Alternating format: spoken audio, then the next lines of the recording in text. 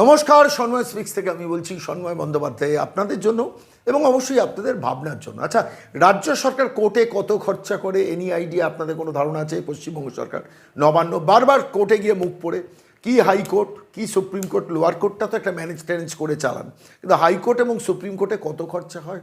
কথায় কথায় কপিল সিবাল, মনু সিংভির মতো নামি দামি অ্যাডভোকেটদের অ্যাপয়েন্ট করে রাজ্য সরকার এবং তাদের পেছনে খরচা কত আমরা দেখিয়েছিলাম একদিন। দুদিনের খরচা রাজ্য সরকার করেছে 1 কোটি টাকা। কিভাবে করলো, কোথা থেকে করলো, কোথা থেকে টাকা এলো, কিভাবে টাকা গেলো সেটা আমরা জানি, কেন সরকারের টাকা। আলটিমেটলি সরকারের ভাড়ারে শিক্ষিত ছেলেমেয়েদের গান্ধী মূর্তি, মাতঙ্গিনী হাজরার মূর্তির পাদদেশে বসিয়ে রেখেও সেই সরকার অ্যাডভোকেটদের পেছনে খরচা করে, তার কারণ নিজের শয়তানি, ভণ্ডামি, বদমাইশি, চুরিগুলোকে কভার আপ করার জন্য।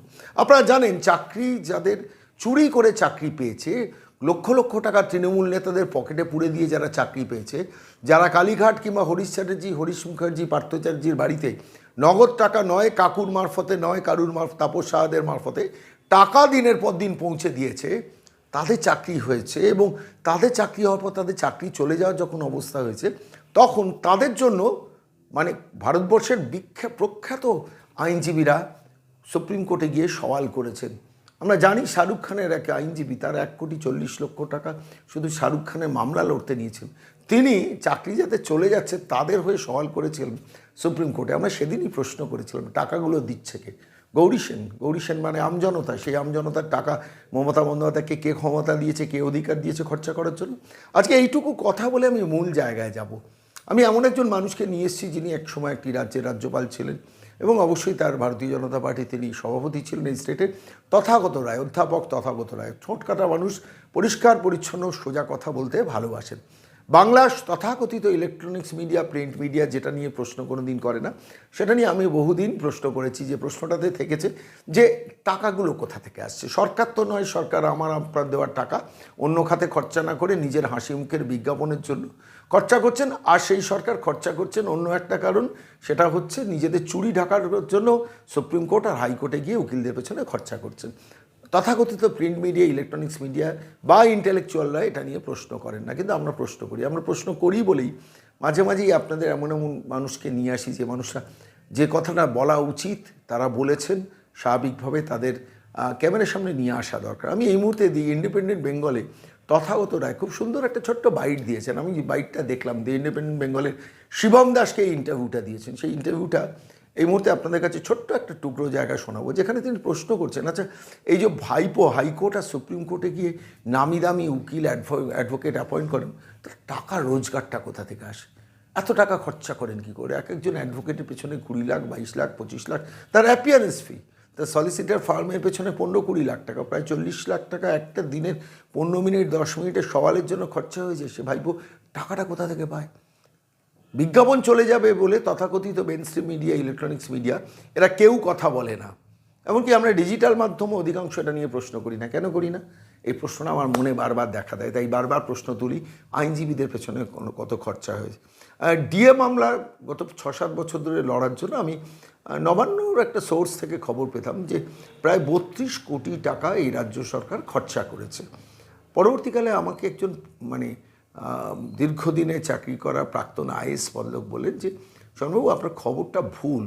শুধু ডিএ আন্দোলনের মামলাটা লড়তে প্রায় 270-80 কোটি টাকা এই রাজ্য সরকারে গলে গেছে, যাতে সরকারি কর্মচারী, রিটায়ার্ড কর্মচারী, স্কুল শিক্ষক, বিভিন্ন আন্ডারটেকিংয়ে কর্মরত চাকরিজীবী কিংবা বিভিন্ন পুরসভা, জেলা পরিষদ, গ্রাম পঞ্চায়েতে তাদের ডিএটা না দেওয়ার জন্য, বর্ধিত ডিএ সারা ভারতবর্ষ অন্যান্য রাজ্য যা দেয় সেটা আটকানোর জন্য 270-80 কোটি টাকা গলে গেছে সরকারের বলে আমার একটা রাফ খরচা হিসেব দিয়ে দেখিয়েছিলেন। যে যদি এই টাকা খরচা হয়ে গিয়ে থাকে, আমি জানি না, সত্য মিথ্যা জানি না, কিন্তু আমার খবর যা ছিল 32 কোটি টাকা খরচা করেছেন ডিএ আন্দোলন লড়ার জন্য। প্রশ্নটা হচ্ছে এইখানে দাঁড়িয়েছে, একটা সরকার খরচা করে নয়, আমার আপনার ট্যাক্সের টাকা অন্য খাতে খরচা না করে যেখানে খরচা করার কথা করেনি সেখানে করছে। কিন্তু একজন ব্যক্তি বিশেষ কী করে অভিষেক মনু সিংভি, কপিল সিবালের মতো অ্যাডভোকেটের কথায় কথায় দাঁড় করিয়ে দেন? মানে প্রতি সপ্তাহে বোধহয় 2-3 বার সুপ্রিম কোর্টে তারা দাঁড়ান। প্রতি সপ্তাহে বোধহয় 6-7 কোটি টাকা মানে খরচা হয়ে যায় হাইকোর্ট, সুপ্রিম কোর্ট সব মিলিয়ে। টাকাটা তিনি কোথা থেকে পান? এই প্রশ্নটা করলে তিনি লিগাল নোটিশ পাঠাবেন, তাই এই প্রশ্নটা কি পাঠান, কোনো অসুবিধে নেই, কিন্তু তথাগত রায়কে কি লিগ্যাল নোটিশ পাঠাবেন? তিনি তো সঠিকভাবেই প্রশ্ন করেছেন যে ভাইপো এই টাকাটা কোথা থেকে পান। টাচ হিজ হার্ট অ্যান্ড সে, তিনি নিজের মানে বুকটা ছুঁয়ে বলুন টাকাটা কোথা থেকে আসেন। এখানেই কি সেই কয়লা, গরু, বালি, পাথরের টাকা লুকিয়ে আছে? আমরা জানি না, আমরা জানতে চাই, কেন তিনি জনপ্রতিনিধি, ফলে তার কাছ থেকে জানতে চাই, যেটা তথাগত রায় সঠিকভাবে পয়েন্ট আউট করে বাংলার মানুষের কাছে, দি ইন্ডিপেন্ডেন্ট বেঙ্গলের শিবম দাসের কাছে সরাসরি প্রশ্নটা করেছেন। সেই প্রশ্নটাই আপনাদের দরবারে পেশ করলাম। আপনারা ভাবুন, বলার কিছু নেই, আপনারাও জানেন উত্তর, আমিও জানি উত্তর, কিন্তু ভাবনার জন্য সন্ময় স্পিক্সে রাখলাম তথাগত রায়, প্রাক্তন রাজ্যপাল এবং রাজনৈতিক নেতা। তিনি যে মৌলিক প্রশ্নটা করেছেন, যথাযথ প্রশ্নটা করেছেন, মানে আলটিমেটলি এক একজন মানুষ যদি এই ধরনের টাকা খরচা করার ক্ষমতা রাখেন, তার মানে কত হাজার লক্ষ কোটি টাকা তিনি মালিক। নিশ্চিতভাবে কি তাহলে তার বিদেশে টাকা আছে, বিদেশে বিভিন্ন ব্যাংকে টাকা আছে, অবৈধভাবে টাকা সেগুলোকে রোটেট করিয়েছেন? প্রশ্নগুলো তো মানুষ করছে, সেই প্রশ্নগুলো করলেই তিনি রেগে যান, যেটা বাস্তব। তথাগত রায় সঠিকভাবে পয়েন্ট আউট করেছেন। কি বলেছেন তথাগত রায়, আসুন শুনি। সুপ্রিম কোর্টে এই প্রসঙ্গে বলি যে সুপ্রিম কোর্টে যে পরিমাণ দরখাস্ত একটার পর একটা অভিষেক বন্দ্যোপাধ্যায় এবং সেই সঙ্গে রাজ্য সরকার করে চলেছে, এবং এতে যে ধরনের আইনজীবীদের প্রয়োগ করা হচ্ছে, যেমন অভিষেক মনু সিংভি বা কপিল সিবল, এদের পেছনে কত খরচা তা আমি জানি, খুব ভালোভাবে জানি। এই টাকাটা কোথা থেকে আসছে? এটা অল্প টাকা নয়, এটা 2-3 লাখ টাকার ব্যাপার নয়, 10-12 লাখ টাকারও ব্যাপার নয়। এই টাকাটা কোথা থেকে আসছে, কত টাকা এসেছে, এই ব্যাপার একটা শ্বেতপত্র প্রকাশ হলে ভালো হয়।